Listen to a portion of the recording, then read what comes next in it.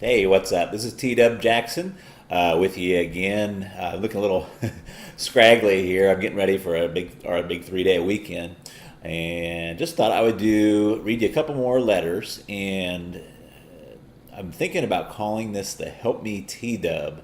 Kind of like the Dear Abby, or I thought about Dear T-Dub, but I thought let's be original. And most of the questions that I get through email or in the letters is usually the subject is something to do with Help Me T-Dub, something along those lines. So let's read a couple letters. Let's read some good ones first, because I don't want this to be about all bad news all the time. This one, he's got a very original first name, so I'm not going to read his first name. But it says, I wanted to write and say thank you for the audiobook. I bought it 24 hours ago. I've been listening to it all day, and it's changed my outlook on my whole situation. Honestly, at the time, I was desperate for something to make me feel better and was convinced this was a scam. I can tell you I have not even read the book because the audio material is fantastic. Each time I start to get down about things, I listen to one of the chapters, and I feel like I can move on with my life. That's a great letter. He's talking about the audio book. It's an add-on. You get the textbook, and if you want the audio book, you can get that as well.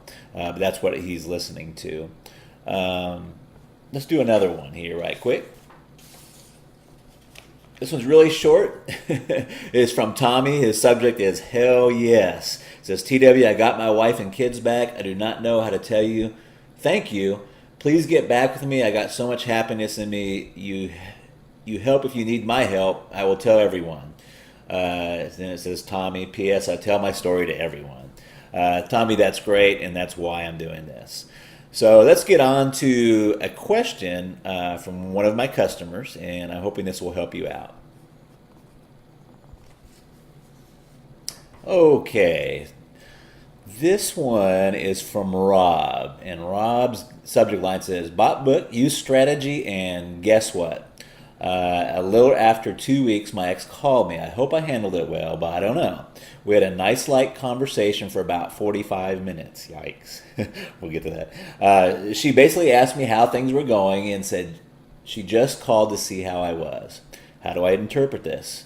I'm now going to wait another week and call her and ask her if she wants to meet. Is this the right strategy? Thanks, Rob. Rob, this is kind of a common situation, and it kind of goes along with people making some common mistakes. And what happens is, and don't feel bad because it's normal to feel this way. What happens is you start making some headway. Your ex starts to call you, or they're coming around because you're pulling now instead of pushing, and they start coming towards you. But then it goes into you get too excited. And I have a name for this. I can call it premature reconciliation. That's premature reconciliation. So, for example, you were talking about in your letter that you talked to her for 45 minutes. That's way, way too long. Way too long. When you if they call and they catch you off guard and you don't catch the caller ID, you always want to be friendly. You can say, hey, it's great to hear from you. I'm like so busy. I don't have a whole lot of time to talk. Maybe at some point we can get back together and chat and stuff, but I don't have a whole lot of time to talk right now. And you really cut that conversation short. And the same thing, what happens a lot with a lot of folks is their ex will start to call and text message them again and do a lot of texting. And let me tell you, see these two things right here? I don't know if I got this up here so you can see it or not. These two things right here. Your two thumbs, those are the two body parts. They can really destroy your chances of getting your ex back. Okay? Don't text, especially in that period where we are trying to work and attract them back. Don't be using that text message. That will just destroy your chances. What you want to do and what your attitude wants to be, and again, it's not all about just what you say and the words. It's got to come from the inside and the attitude. But you want to be at a point where you're saying, hey, I'm taking some time for myself. I agree with the breakup, and let's just get some space. And I love hearing from you. It's great to hear from you, but let's take some time, and then we can talk. Okay? Does that make sense? Let me give you another example. Okay, here's a perfect example of what I'm calling the premature reconciliation. And I don't have the email in front of me, but I remember it very well, and it's an all too common situation. But this was from a customer, and she got too excited. She started to make some headway and make some progress, and her boyfriend called her one night all sad and depressed. And she wrote me, and the reason she was writing me, she's all, your system was really working for me. And he called me one night and he was depressed and he said he missed me. So I dropped everything and I ran over, and I remember her exact words. He said, I ran over there and I professed my undying love to him. And I think, and she didn't come out and say this, but I think they slept together that night. Because when she was writing me, she said that he went cold the next day and basically said, last night was a mistake and we should stay broken up, so on and so forth. And that's why by him saying that last night was a mistake, I really think they slept together. So what should she have done? What should she have said? It would have went a lot better if she would just said, hey, it's so great to hear from you, and gosh, I'm sorry you're going through such a tough time.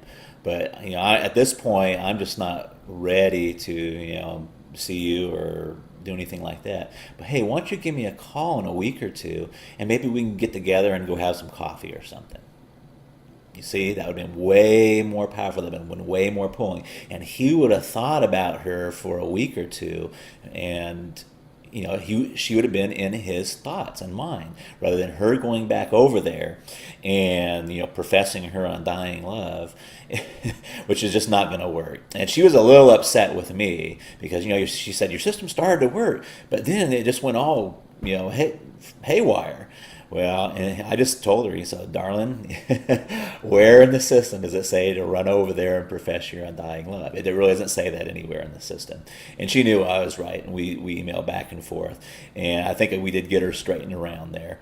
But you want to really be careful that you don't get too excited.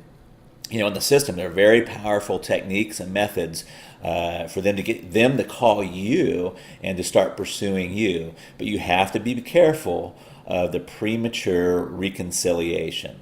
So, don't talk to him for 45 minutes on the phone. Don't let these two body parts ruin your chances there. Be cool, be aloof, let them chase you a little bit. Always be a little bit hesitant. If they call you up, that 2 weeks that goes by, if he calls her up and says, hey, you said to call you up in a couple of weeks, let's go have coffee. Always be a little unsure. Maybe, that kind of sounds good. When would you like to do it? Don't just be rushing in there. Women are better at this than men are. But, don't get too excited. Don't fall victim to premature reconciliation. If you don't have a copy of Magic of Making Up, I would just like to very gently nudge you to click the link underneath there. And it really does work. It's not a scam. And I am very involved in trying to help folks get their exes back, and save families, and save relationships. Great talking to you, and stay tuned for the next edition of Help Me T-Dub. Thanks.